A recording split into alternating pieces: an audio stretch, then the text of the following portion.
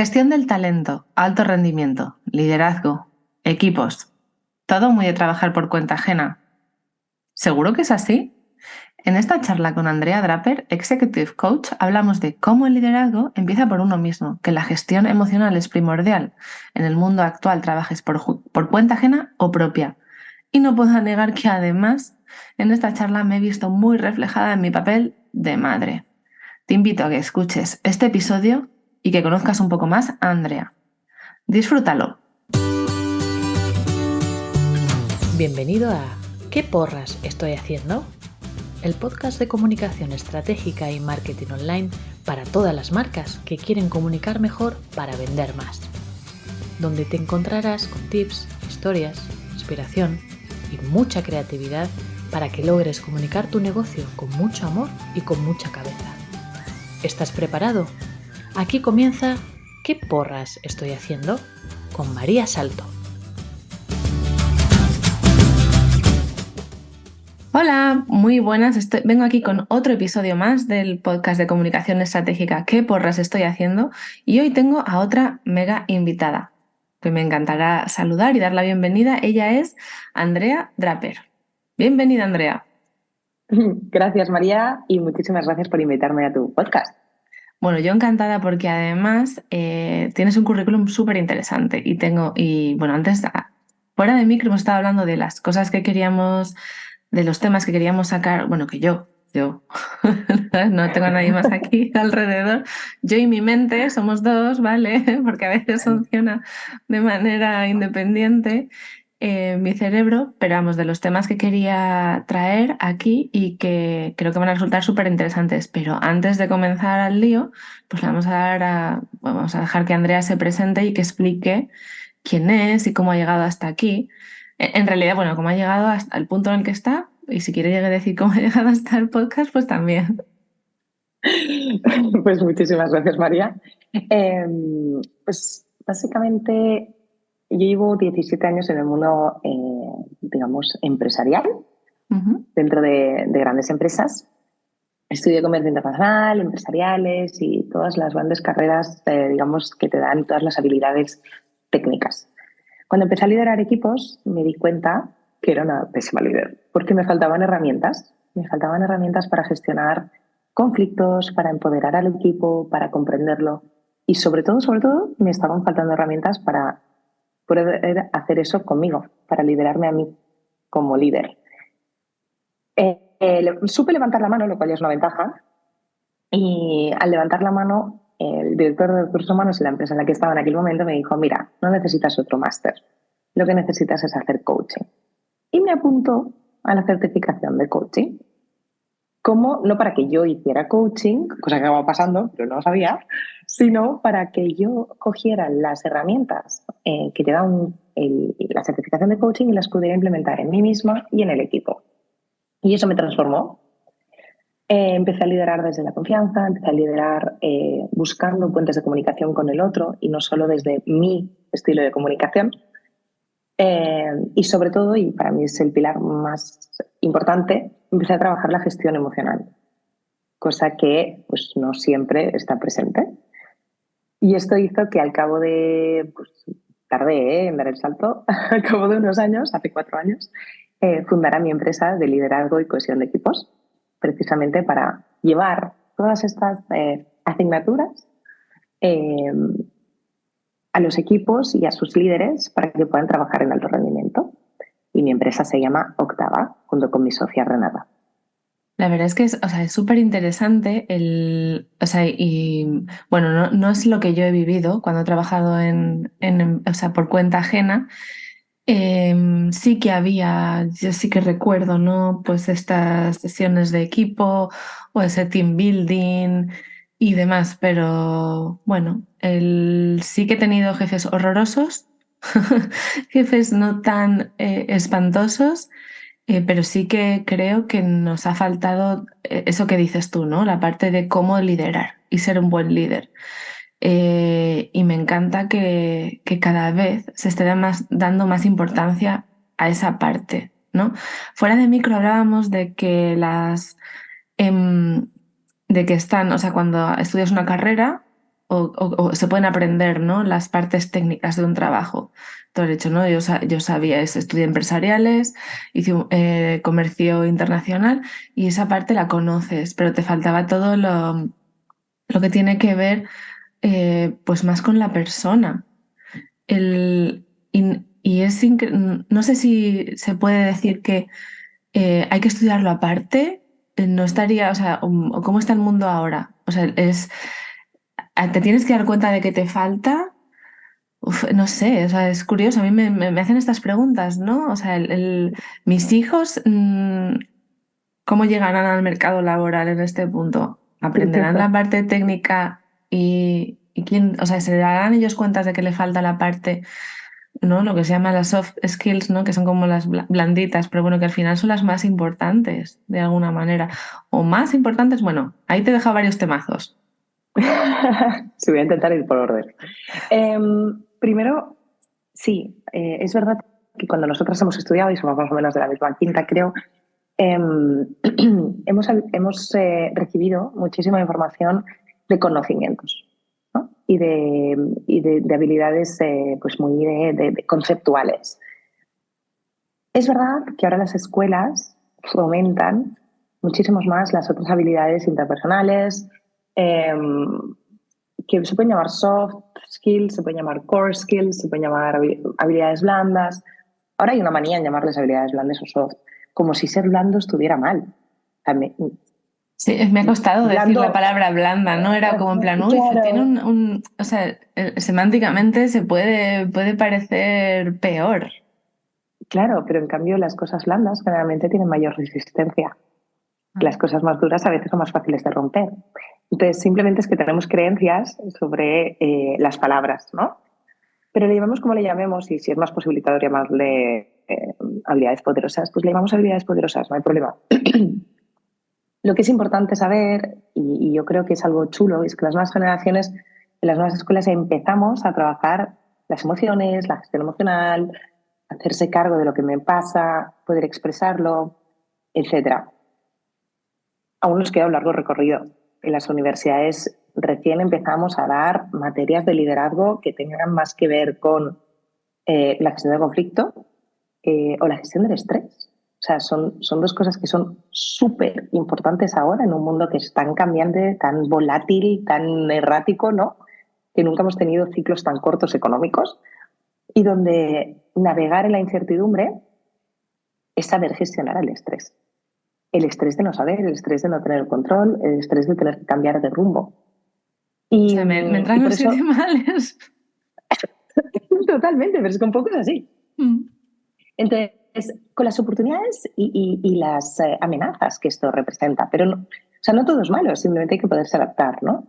Y para poderse adaptar, los conocimientos de lo que ha pasado en el siglo pasado son muy importantes porque te dan una base de cosas que puedes usar. Pero cómo vas a navegar tiene que ver con las habilidades intrapersonales o las soft skills. Y esta parte es la que consideramos crucial. Sobre todo, y nosotros hemos visto un cambio entre antes del COVID y después del COVID, ¿no? Y aquí entra un poco en el segundo melón. ¿Están las empresas cambiando? ¿No? Pues yo creo que sí. Yo creo que más por necesidad que por voluntad, Sí, pero quizás no a están la cambiando. velocidad que nos gustaría, ¿no? O sea, viendo cómo, o sea, a mí me gusta mucho esta parte, ¿no? De la sociología, o sea, sociológicamente ver cómo, lo que dices tú, ¿no? Lo que ha pasado después del COVID. Me gusta mucho leer estudios, las noticias, ¿no? Sobre el burnout ahora que es tremendo. Y también las nuevas generaciones que se van a incorporar al trabajo, ¿no? Que demandan otro tipo de empresa. O sea, creo que la parte de retener el talento sería uno de los mayores desafíos ahora. O sea, para mí, sí, con el matiz de que si tienes que retener, ya tienes un problema. Porque la nueva generación no quiere que las retengas, quiere que las fidelices. Y porque retener tiene, o sea, tiene corto periodo, porque en algún momento te vas a desatar y vas a salir, ¿no? Y fidelizar tiene que ver con buscar un propósito común. Fíjate que volvemos a una habilidad que es muy intangible, pero a la Ujú. vez tremendamente necesaria, ¿no? Entonces, las personas están más que nunca necesitadas de encontrar un propósito que esté personal, que esté alineado con su propósito vital o laboral. Y un líder que sea capaz de navegar aquí, ¿no? Y esto de dar un estilo de liderazgo para todos los que tengo en el equipo, tipo militar, ¿no? Ha funcionado y es un estilo de liderazgo que funciona en ciertos entornos, pero no siempre es útil. Actualmente tienes una necesidad de tu equipo de que te adaptes a cada uno de ellos, ¿no? Y esto pasa por entender cuál es mi estado emocional, qué es lo que necesito, cómo necesito comunicar lo que necesito y cómo necesito escuchar, ¿no? Siempre hablamos de que hay diferentes estilos de comunicación y todos somos pues, una mezcla de todos ellos y además fluctuamos, ¿eh?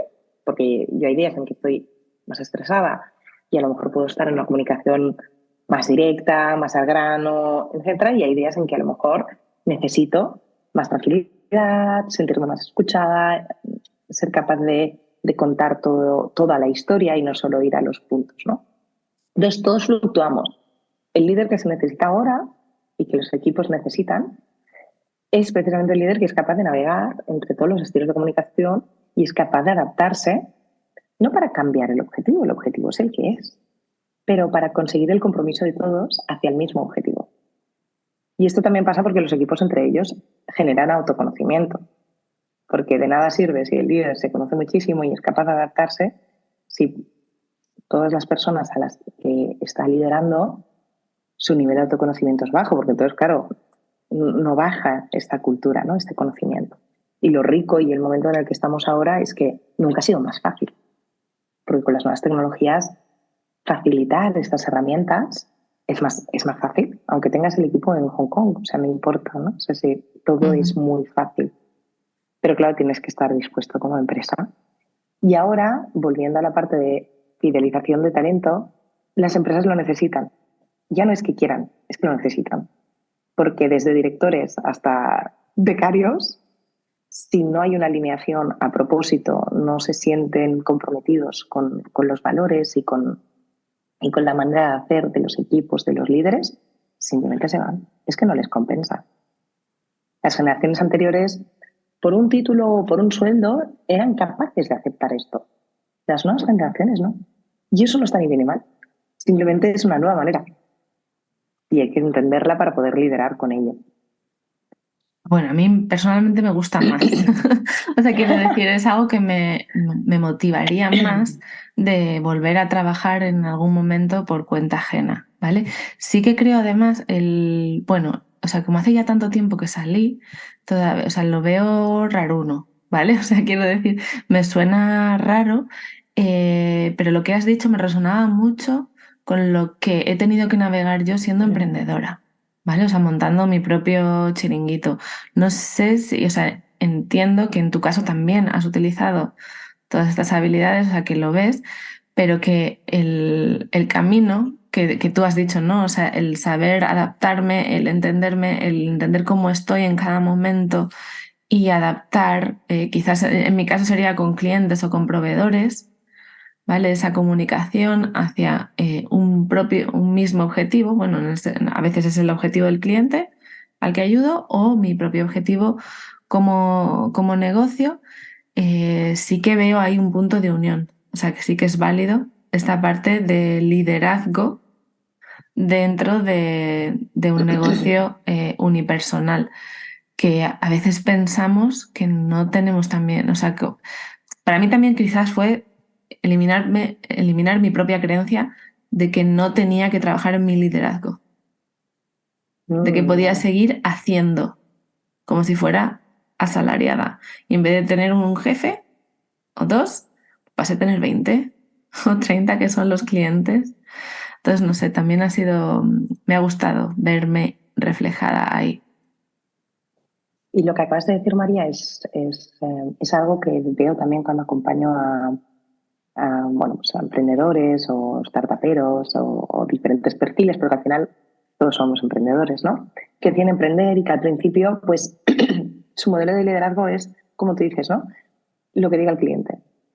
Lo que diga el cliente a pesar de que hay la creencia de que el cliente siempre tiene la razón, lo que diga el cliente es importante, por supuesto, es el cliente, pero tiene que pasar por el camino, ¿vale? De si esto está en sintonía con lo que yo quiero estar haciendo como emprendedor y si está alineado a lo que yo llamo la ecología de vida, pero no porque sea verde, hay una parte verde, pero sobre todo por una parte de lógica, ¿no? De que esto sea sostenible durante un tiempo. Si yo voy de izquierda a derecha de diferentes clientes, lo que voy a hacer es drenarme de energía en vez de poder conseguir un equilibrio y entonces voy a ir a picos, entonces voy a ser menos eficiente. Es importante ser capaz, y aquí la asertividad juega un gran punto, de entender las necesidades de tu cliente o de tu equipo, no importa, porque es lo mismo que como tú dices, ¿no? Me ha resonado, es que es lo mismo. Tengo que entender las necesidades del otro, tengo que entender las mías y tengo que buscar una manera de buscar un win-win, ¿no? De que las dos, de buscar las áreas donde congeniamos los dos y de ser capaz de decir que no a las cosas que no están alineadas. Y esto cuando emprendes es muy duro, porque no tienes muchos clientes, porque también te estás redescubriendo. O sea, yo siempre digo, la mayor lección de humildad es aprender. Oh, O sea, sí. emprender es la mayor lección de humildad, porque te das cuenta, eso y la maternidad, porque te das cuenta que todo lo que creías saber no lo sabes. Y es una reinvención constante. Y en esta reinvención, claro, hay mucha vulnerabilidad, hay muchos miedos, ¿no? Entonces, te aparece un cliente que quiere el loro y que, ostras, puedes satisfacer la parte más baja de la pirámide de Maslow, es decir, voy a cobrar, pues hay un riesgo, y yo creo que nos ha pasado a todos, ¿no? De que digas, bueno, vale, paso.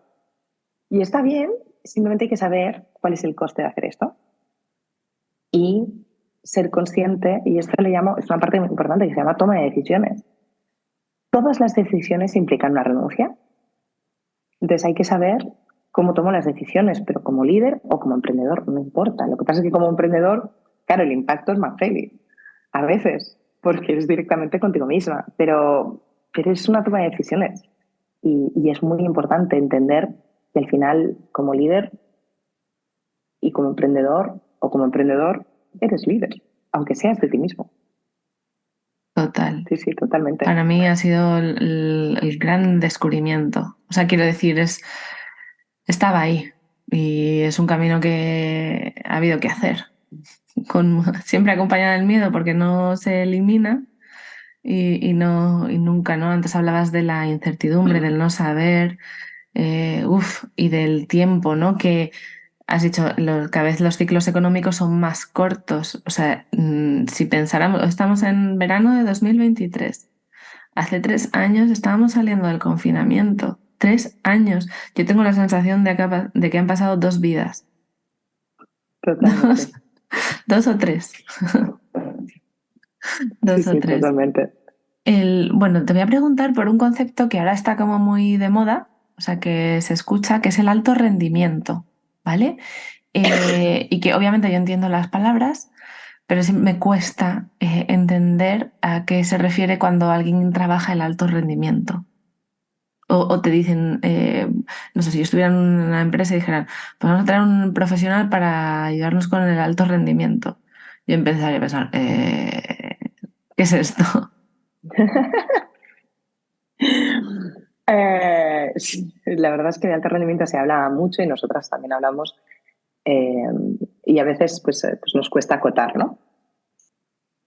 Para mí, para que un equipo trabaje en alto rendimiento, el equipo tiene que poder trabajar en sintonía.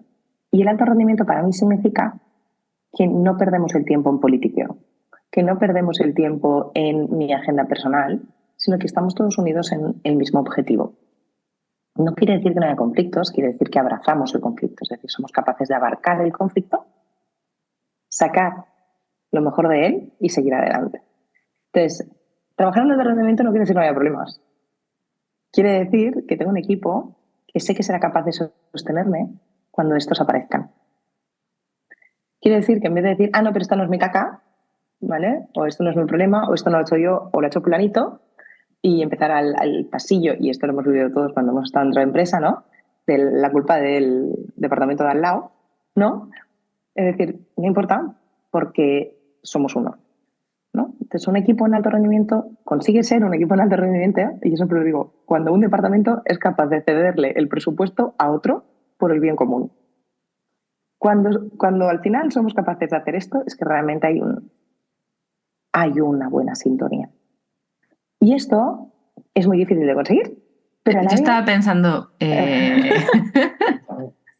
he No, vuelto claro, a ir suena a Harry las Potter. oficinas de la empresa en la que trabajé y yo era como en plan, ups. Total. O sea, y te he dicho presupuesto cuando toca presupuesto, pero tú me has comentado que estudiaste periodismo fuera de micro, pero es como si de repente... Le cedieras la noticia, la exclusiva a tu compañero. Totalmente. Sí, ahora mismo, espera. A la vez, si estamos todos alineados por el mismo objetivo, ¿vale? Que es conseguir el máximo número de lectores o es igual, el objetivo que sea, estaré dispuesto, porque ya no va de mí, sino va de el bien común, ¿no? Y esto sí suena muy bonito, es tremendamente difícil de conseguir. Lo que pasa es que hay 7 pilares. Es que hay 7, es que no hay más. Uno es el alineamiento a la visión. O sea, es imposible que esto que acabamos de comentar pase si no tenemos un objetivo en común. El segundo O es sea, eso abrazar el... sería que la gente se creyera, o sea, creyera en lo que sería el objetivo que mueve a la empresa, Totalmente. ¿vale? Y No. que ese objetivo baje al departamento. Ujú. Estoy pensando ahora mismo en los funcionarios, en los trabajadores del Estado. Melonazo. Melonazo, melonazo y además precisamente el Estado funciona de una manera simplemente por las idiosincrasias del sistema del Estado, que es un poco diferente a una empresa privada, ¿no?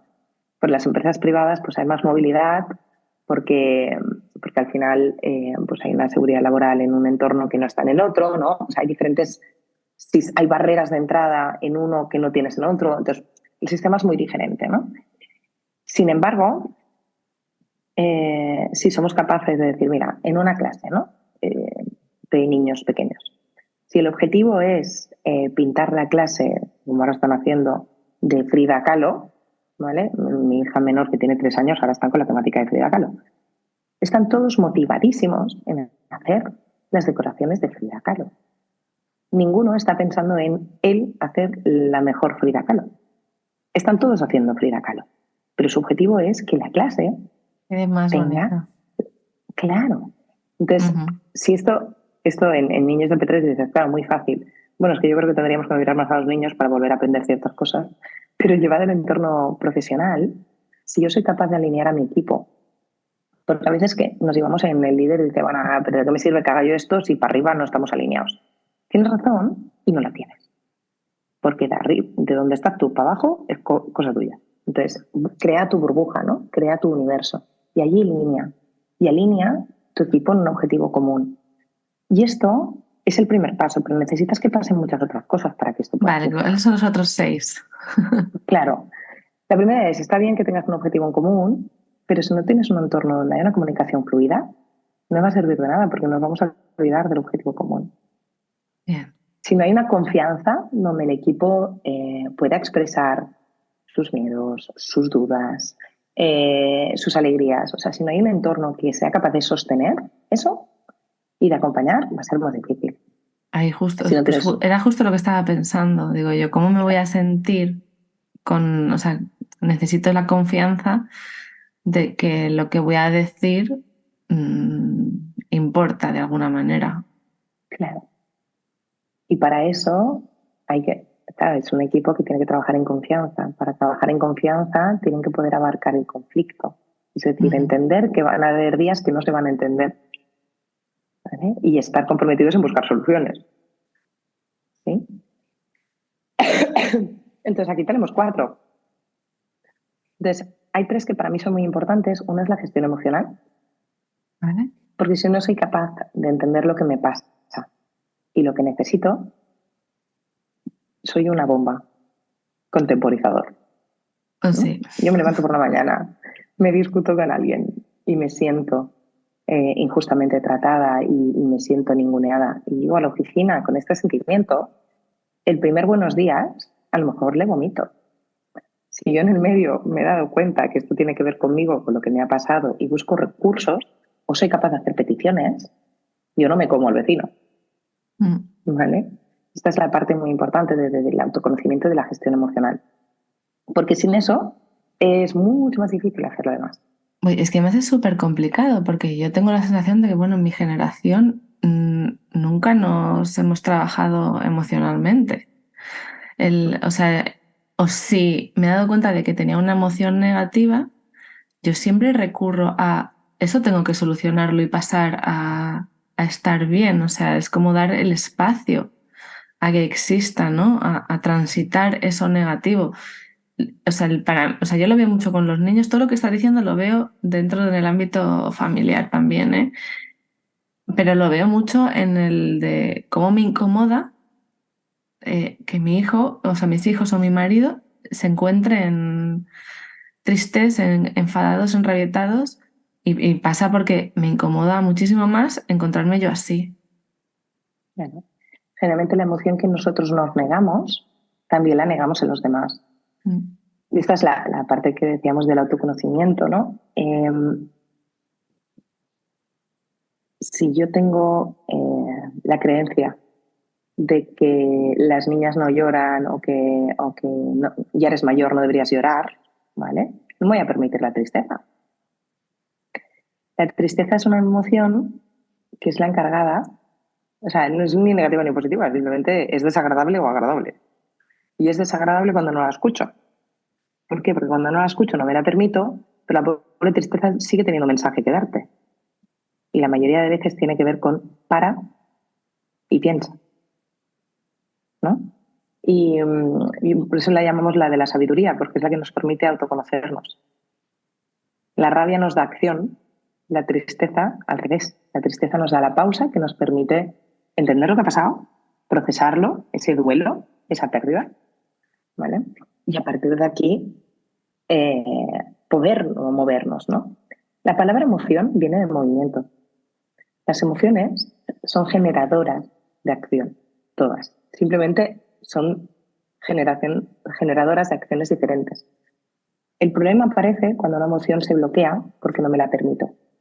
Porque no me la permito o porque no soy capaz de procesarla cerebralmente. Y es ahí donde aparece pues, un bloqueo o un trauma. Ahora que llegamos al trauma, si no quieres, pero cuando no me permito una emoción, yo nunca estoy escuchando lo que necesito. Si no soy capaz de escuchar lo que necesito, al final la emoción acaba tomando control, porque la necesidad la tengo. Igual que un coche necesita gasolina. Y si no le haces caso, pues acaba parando. Y un poco es lo que a veces nos pasa en estos tiempos tan cambiantes, que, claro, ser capaces de adaptarnos a estos cambios quiere decir mucha agilidad emocional. Quiere ser tener este trabajo de, uy, ¿qué me está pasando? ¿Qué necesito? Ok, move on. Lo consigo, ¿no? Busco el recurso, ¿no? Necesito seguridad, pues busco cómo poder sentirme seguro. Y a veces no tiene por qué ser, ni incluso en el mismo, aquello mismo que te ha provocado la inseguridad, no tiene que ser el encargado de resolverla. Pues buscar los recursos, ¿no? A mí hay ciertas personas que su voz me dan seguridad. Pues yo las llamo. Porque en ese momento me dan esta calma y esta seguridad que necesito. Cuando eres capaz de buscar estos recursos de manera rápida, eres mucho más eficiente. Si tu equipo tiene las herramientas para poder hacer esto, es mucho más fácil poderse comunicar, poder abrazar el conflicto, poder hacer peticiones, etc. A mí aquí o sea, me imagino que hay resistencias dentro de los equipos, que no todas las personas quieren entrar en esto, que hay diferentes grados de conciencia, ¿no? En todo esto. Vamos, ya te digo que cuando yo trabajaba en empresas no era consciente de esto en absoluto. Entonces entiendo que eso sería también un primer paso. Cómo hacer esa Sí, parte de. Porque no, o sea, o sea, es que claro, hay que trabajar con cada uno de los miembros. Vuelvo otra vez, pienso, y igual que aquí, tengo que trabajar con cada uno de mis hijos. Exacto. Y sí, totalmente. De hecho, cuando entramos en una empresa, em, precisamente para trabajar el alto rendimiento de los equipos, lo primero que hacemos es que hagan un autotest que hemos creado, que básicamente lo que evalúan es el estado del equipo y Vale. de ellos en el equipo, ¿vale? Y a partir de aquí detectamos, analizamos y cuantificamos, ¿vale? De estos 7 pilares que hemos hablado, un poco desordenado, pero hemos hablado de todos, cuáles son los que son puntos fuertes, cuáles son las oportunidades a desarrollar, etc. Y luego hacemos un plan formativo. Este plan formativo, evidentemente, claro, no puede ser solo teórico. De hecho, es que no es teórico, es práctico. Porque yo no puedo explicar la gestión emocional. Yo lo que os puedo dar es la guía, pero luego la tenemos que trabajar in situ en roleplay. Porque si no, es imposible. Es que no sirve, ¿no? Y luego hay un acompañamiento individualizado, porque es lo que tú decías. Ni todo el mundo tiene o sea, hay pilares que son en común, pero luego cada uno es único. Entonces hay un acompañamiento un poco más individualizado para trabajar un plan de acción individual que nos permita a todos trabajar en sintonía. Y es un Vale. proceso muy bonito, ¿eh? O sea, duro, pero cuando lo consigues es un proceso que no es evidente, ¿eh? Dura un año y pico, pero cuando lo consigues realmente la mejora en resultados de la empresa es espectacular. Vale, esto que me estás contando, ¿no? Que se empieza a ver cada vez más movimiento en las empresas, em, ¿con qué te estás encontrando? ¿Son empresas más grandes? ¿También se ve en las pymes? Has hablado que también tienes clientes que son emprendedores. Eh, sí que me interesa saber un poco cómo lo están viviendo otros. Pues cuando nosotros empezamos fue muy curioso porque dijimos, no, vamos a ir a pymes, ¿no? Porque es donde vemos la oportunidad. Ostras, sí, no. Es decir, es verdad que España, sobre todo tenemos pymes, Ujú. también es verdad que las pymes van mucho más ahogadas en la inmediatez. Entonces, a veces les es difícil eh, alzar la mirada, ¿no? Y coger una mirada un poco más de pájaro para entender que tienen una necesidad que a lo mejor no es urgente hoy, pero sí que es muy importante, ¿no? Entonces, durante los primeros años hemos acabado enfocados en empresas más grandes. Sí que es verdad que, yo os digo, para mí el antes y el después ha sido el COVID.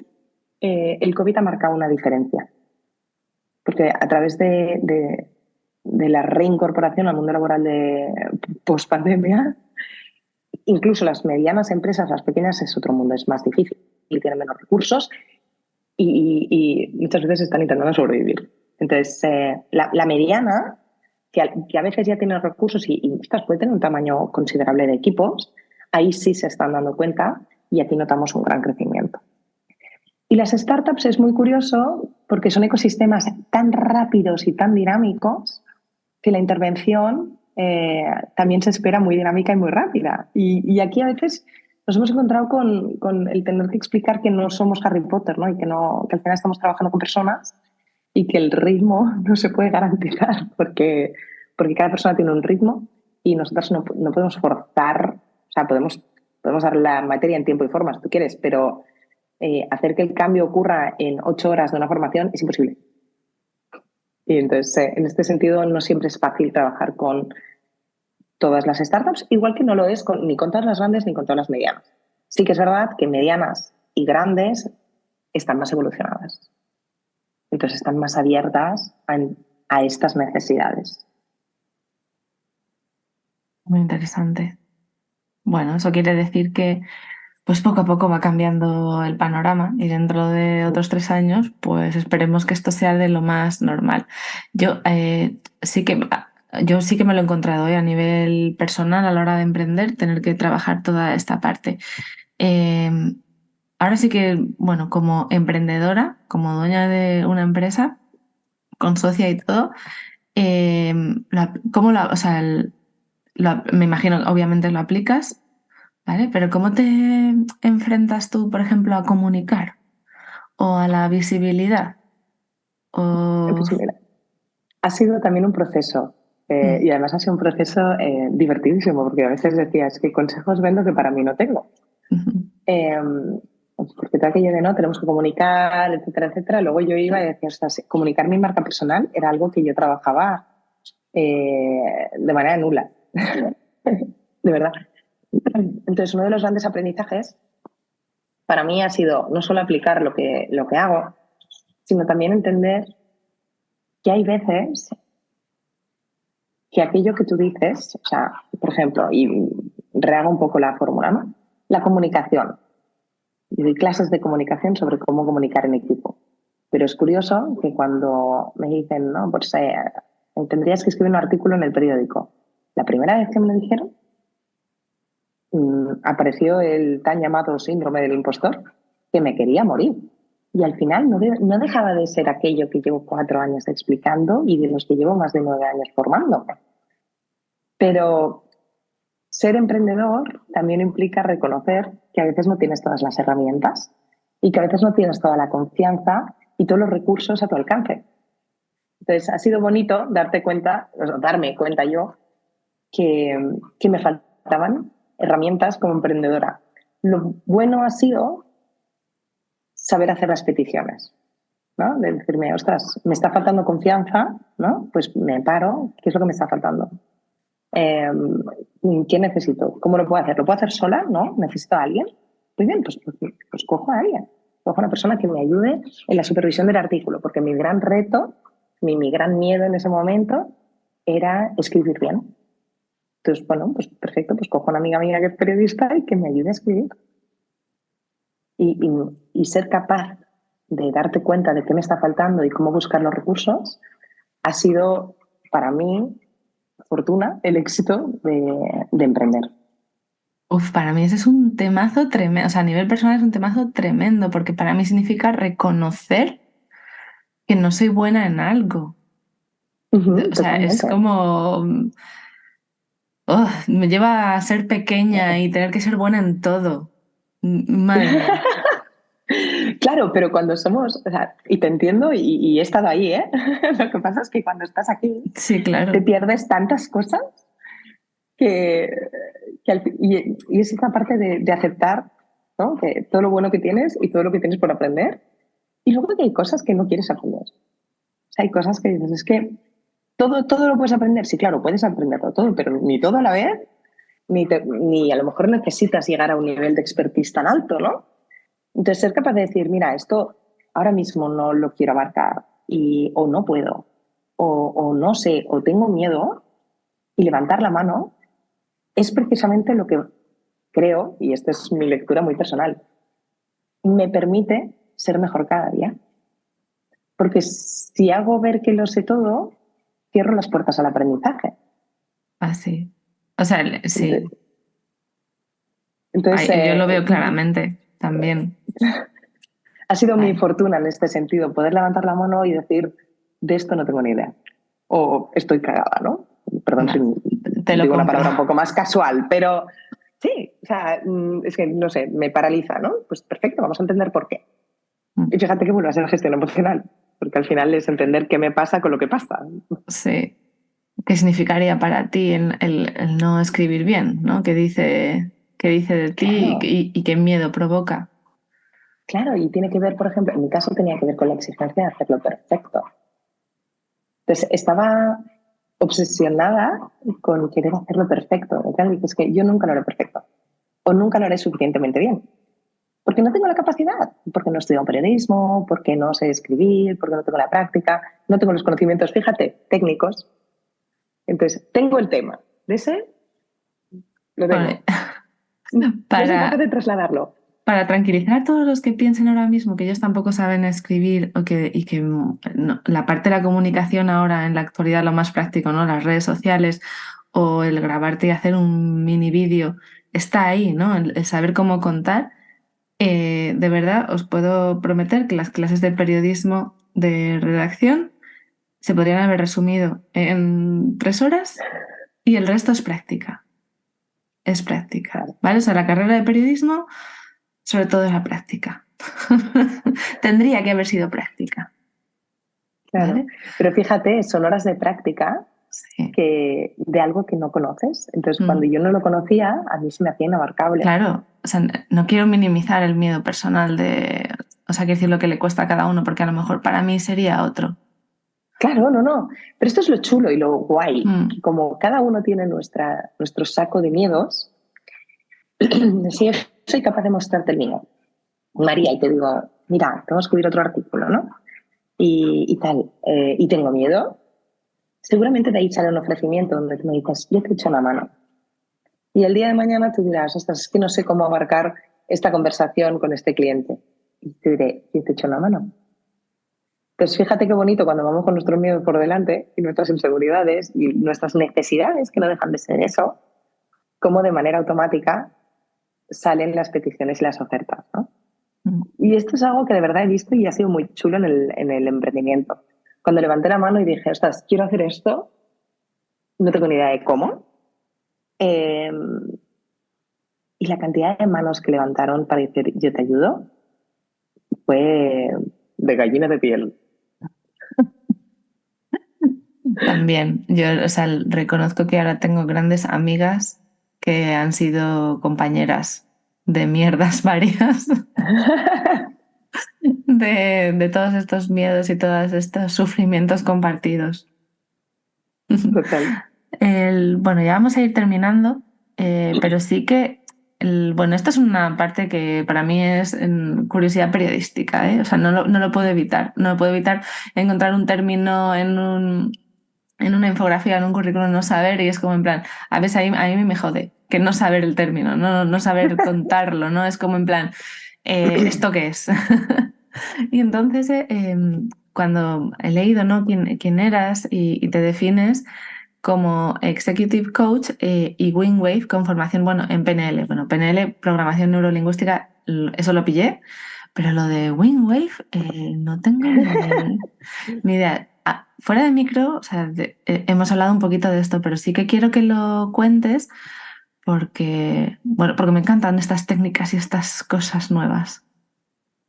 Bueno, Es, nuevas que a lo mejor puede llevar 50 o 60 años, ¿eh? Nueva para mí. sí, te iba a decir, yo diría que es desconocida más que nueva y al final Y que es lo creó conocida no sé porque quién cuando... años, en los 1900. Total, es que es algo así. Eh, Al final, cuando yo acabo certificándome como coach y empiezo a hacer sesiones de coaching ejecutivas a managers, etcétera, o directivos, me doy cuenta que me está faltando alguna herramienta que me ayude a tangibilizar, ¿no? Entonces hago la programación neurolingüística para esta parte precisamente de el lenguaje, ¿no? Para la concienciación del impacto del lenguaje y de que el lenguaje genera realidad. Pero todo esto sigue estando en el consciente. Estamos tocando el consciente. Y hay veces que yo me he dado cuenta que las personas estaban bloqueadas y había algo que hacía que las personas no pudieran moverse. Y es aquí donde aparece Wingwave. Wingwave es una evolución de lo que a lo mejor a alguien le suena como el MDR. Y me explico ahí para los que no. Nosotros durante el día nos pasan muchas cosas, ¿sí? Y durante la noche, en lo que se llama fase REM, ¿vale? Nuestro cerebro más o menos la va procesando. La fase REM es un acrónimo de las siglas en inglés de Rapid Eye Movement, ¿vale? Y básicamente lo que quiere decir es que tú durante esta fase tus dos hemisferios están muy conectados y por eso tus ojos están moviéndose de izquierda a derecha, derecha a izquierda muy rápido, porque los dos hemisferios están conectados procesando la información y voy a usarlo de manera muy simplista, clasificándola. Lo que pasa es que hay veces que, por lo que sea, porque el suceso es muy grande, porque nos han pasado muchas cosas, porque se nos ha interrumpido el sueño, por lo que sea, Porque tienes hijos, durante estaba esa... pensando, tienes hijos pequeños que te Exacto, despiertan. exacto, por lo que sea, nosotros eso no se procesa, ¿vale? Ni durante el día ni durante la noche, ¿vale? Y esto es lo que se llama un bloqueo, que puede llegar a ser un trauma cuando es algo realmente muy, muy grande, ¿no? Como decíamos al inicio del podcast, ¿no? La palabra emoción viene de movimiento. Cuando una emoción deja de estar en movimiento porque se bloquea, ¿vale? Es cuando empieza a ser nociva. En los otros momentos no, simplemente son generadoras, ¿no? de diferentes dinámicas. Pero cuando se bloquea es cuando tiene un impacto en nosotros. Entonces lo que hace el MDR, y de aquí se cuela a Wingwave, que ahora lo explico, es estimular esta fase REM cuando estamos despiertos.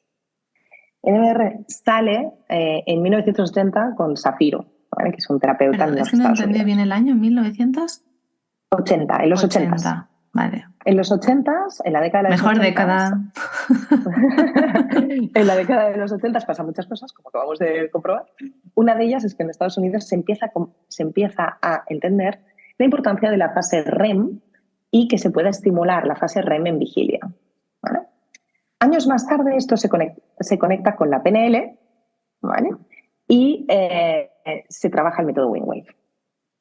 Y básicamente lo que incorpora la PNL es un test que ahora, porque el podcast es en audio, no se puede ver, pero básicamente usamos la corporalidad, es decir, los dedos, para cuando hacemos preguntas, ver cuando algo nos estresa o no, ¿vale? O Entonces, sea que tú test, harías preguntas y le haces poner a la persona los dedos en una postura.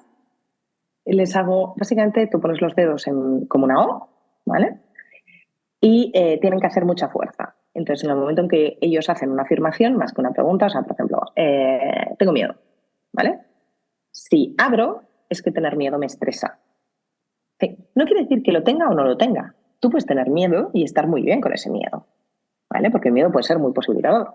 O puedes tener miedo y que esto sea estresante para ti, ¿vale? Yo siempre empiezo diciendo, me llamo Maripuri o me llamo un nombre real. Entonces al principio dicen, no, pues me llamo María, ¿no? Y tú estarías súper bien. De repente digo, muy bien, ahora te llamas Maripuri. Y dices, me llamo Maripuri. Es imposible. Todo el mundo abre. ¿Por qué? Porque el hecho de llamarte Maripuri, a menos que te llames Maripuri, no importa porque sea Maripuri, puede ser cualquier otro nombre, te Sí, da estresa igual, porque no Victoria, lo que es coherente sea. para ti. Claro, no es coherente para ti. Y como no es coherente para ti, tu cuerpo, ¿no? Entonces es a través de esta corporalidad que vamos a buscar aquella situación en aquel momento que pasó. Y desbloqueamos. Es algo muy... Desbloqueamos provocando pues, este movimiento de ojos de izquierda a derecha. Vale. Parece una cosa muy simple, pero tiene una capacidad muy grande de reducir estrés y de removilizar emociones que están bloqueadas, ¿no? Entonces Sí. esto lo usamos dentro de lo que son procesos de coaching. Evidentemente los psicólogos lo usan en sus terapias. Nosotros lo usamos, los coaches que estamos certificados como esto, que es una certificación aparte de la certificación ejecutiva, lo usamos cuando hay una emoción que está impidiendo pues, esta consecución de objetivo, ¿no? O necesitamos reducir el estrés de la persona. Y básicamente esto es. O sea, para mí sería como procesar en el cuerpo, ¿no? Aquello que te está bloqueando. Y ser, o sea, para mí que sí que he practicado, bueno, he practicado, que he tenido sesiones terapéuticas de MDR, es entender cuando estoy contando algo que me estresa, ¿no? Que me ha bloqueado, dónde está en mi cuerpo esa parte y ayudar a sentirlo, a vivirlo y a, bueno, calmarlo, a Claro. superarlo también. Sí, a procesarlo y además. Exacto, esa es la Perdón. palabra que buscaba, que no me salía. Perdón. Y además es algo que es muy chulo porque nosotros medimos la emoción. Esto es 10 insostenible para mí o 0 neutro. Entonces somos capaces de ver cómo va bajando. El otro día he acabado ahora un proceso de coaching a un ejecutivo que además, bueno, tiempo que acompaño, pero cuando empezó, la típica persona que desde fuera no la ves y dices, ¡buah! Una mega racional, súper controladora. O sea, en la vida se podría permitir un Wingwave, porque Wingwave es aceptar pues, que hay mucha vulnerabilidad, ¿no? Al final atacas muy el subconsciente, con lo cual las barreras que puedo poner conscientes pues dejan de estar. Y nos reíamos a corazón abierto en la última sesión, pero me decía, es que si estas 4 paredes hablaran, ¿no? Pero ya viene, o sea, ya venía porque justo acabamos este viernes, pero ya venía con la predisposición de decir, no, es que quiero que me chequees, ¿sabes? Me dice, porque creo que estoy de puta madre. Me dice, es que me ha ido súper bien. Y está, entonces es muy heavy como cosas tan pequeñas que siempre han estado, cuando las pones a favor de las personas, pueden generar grandes cambios. Y dices, ¿y mueves el dedo delante de los ojos de la gente? Bueno, sí, lo que pasa es que antes hay todo un proceso de encontrar dónde está el bloqueo, ¿no? Y para mí esta es la gran diferencia con el EMR. que soy capaz de buscar el bloqueo sin pasar por el consciente, buscando solo desde la corporalidad, desde este hacer las afirmaciones a través de la mano, ¿no? Que es lo que se llama el test miostático, ya que te gustan las palabras, Pues pues sí, este test bueno, es el ahora ya miostático. me he generado una nueva necesidad de en algún momento de mi vida hacer una sesión contigo o varias para hacer todas estas cosas, porque, o sea, la gente se compra iPhones, yo colecciono esto. Experiencias. Sí, o sea, me faltaría meterme en una, ¿cómo se llaman estas cámaras de agua salada? O sea, de ahí flotando, hiperbáricas son, bueno, Sí, no sé. sí. O sea, estas cosas. Yo creo que voy a empezar a manifestarle al universo, quiero dinero para esto. Pues esto cuando quieras fuera de micro ya buscamos un día que venga a Madrid donde estás tú y, y nos vemos. Vale, genial. Oye, Andrea, pues millones de gracias. Y ahora, obviamente, tienes, yo siempre los llamo, ¿no? Tu momento autobombo, tu momento teletienda, por favor, háblanos de Octava. Cuéntanos dónde te pueden encontrar a ti y a tu socia, si les invitas a que yo que sé, que se apunten a la newsletter o a que pidan información. Ahora, aprovecha. Pues me encanta lo del minuto de autobombo. Obviamente, Me yo ya podéis siempre es encontrar. teletienda. No, no, me encanta, me encanta, me ha encantado. Pues me podéis encontrar en LinkedIn, sobre todo es la plataforma que más uso porque en Octava, al final somos una consultoría de liderazgo y cohesión de equipos. Ujú. Entonces, pues evidentemente LinkedIn trabaja muy bien la parte empresa. En LinkedIn publicamos artículos, publicamos noticias, como Andrea Draper o como Octava Group. Y también tenemos página web en octavagroup.com. Fenomenal. Yo todos estos links los dejaré en las notas del podcast para que sea más fácil. Que siempre hay que Súper. facilitarle la vida a la gente y no cuesta nada poner un link. Pues nada, te doy las gracias y un placer. Y Un placer, María.